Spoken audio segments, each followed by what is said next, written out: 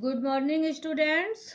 हमने आप लोगों को इससे पहले के वीडियो में आपको आपकी हॉर्नबिल का सेकेंड लेसन पढ़ाया था। यहाँ तक हमारा फिनिश हो गया था। आज हम यहाँ से स्टार्ट कर रहे हैं, तो आप लोग देखिए यहाँ से। ठीक है, ये समुद्र की यात्रा कर रहे हैं जो है और उसी के बारे में है। The first indication of impending disaster came at about 6 p.m. with an ominous silence. The wind dropped and the sky immediately grew dark. Then came a growing roar and an enormous cloud towered aft of the ship.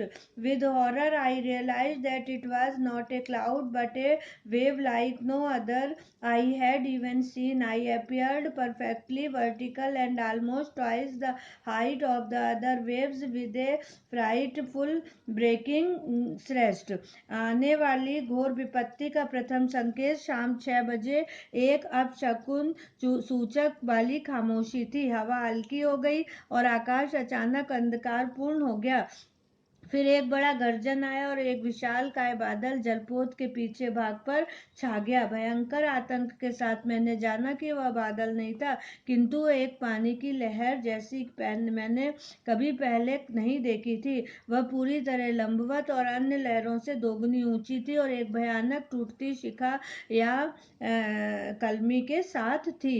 The roar increased to a thunder as the stern moved up the face of the wave, and for a moment I thought we might ride over it. But then a tremendous explosion shook the deck. A torrent of green and white water broke over the ship. My head smashed into the wheel, and I was aware of flying cars overboard and sinking below the waves. I accepted my approaching death, and as I was losing consciousness, I felt quite peaceful.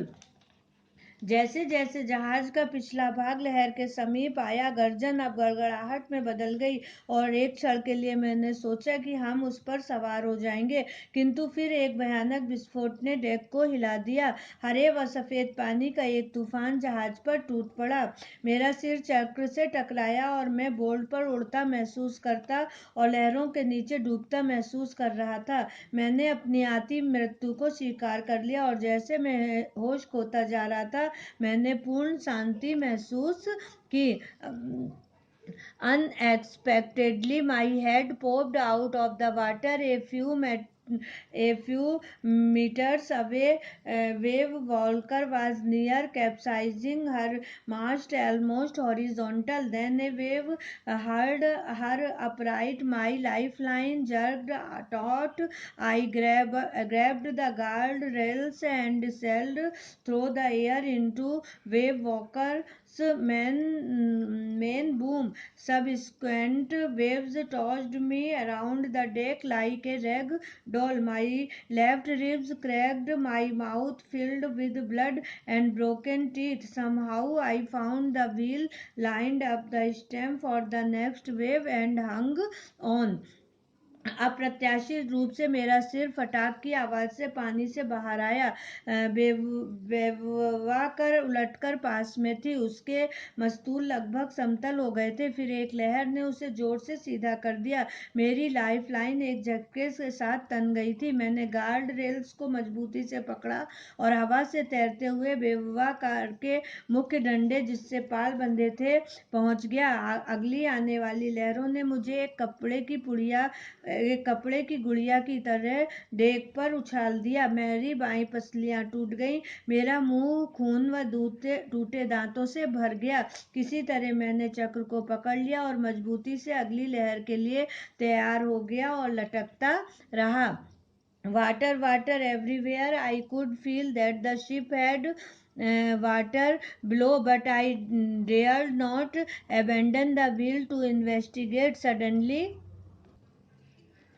the front hatch has thrown open and Mary appeared. We are sinking, she screamed. The decks are smashed. We are full of water.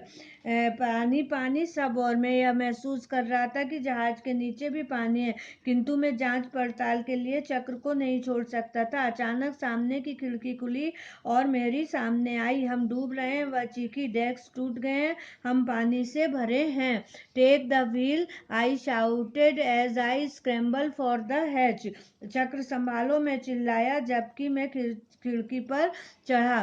Larry and Herb were pumping like madman, broken timbers hung at crazy angles. The whole starboard side was inwards. Clothes, crockery, jars, tins and toys sloshed about in deep water. लारी और herb पागलों की तरह pump कर रहे थे। टूटे लकड़ी के पट्टे विचित्र तरीके से लटके थे। जहाज का पूरा दाहिना भाग अंदर धंसा था। कपड़े, क्रॉकरी, चार्ट, टिन और खिलौने गहरे पानी में तैर रहे थे। आई half swam, half crawled into the children's cabin. Are you all right? I asked. Yes, they answered from an upper bunk. But my head hurts a bit, said Sue, pointing to a big bump above her eyes. I had no time to worry about bumped heads. मैं बच्चों के cabin में आधा तैरा आधा रहेगा। क्या तुम सब ठीक हो? मैंने पूछा। उन्होंने ऊपर की सोने की बेंच से उत्तर दिया, हाँ, किंतु मेरा सिर थोड़ा दुख रहा है, शू ने कहा।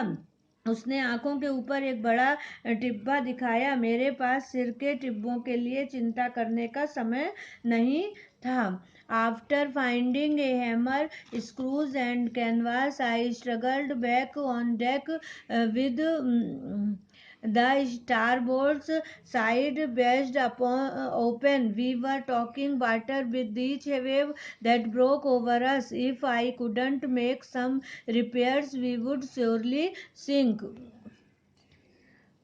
एक हथौड़ी, स्क्रू व कैनवास पाने के बाद मैंने डेक पर वापस संघर्ष किया। जहाज के दाहिने भाग के चोट से खुले होने से हर लहर से पानी अंदर भर रहा था जो हमारे ऊपर आ रही थी। अगर मैंने कुछ मरम्मत नहीं की तो हम निश्चित रूप से डूब जाएंगे।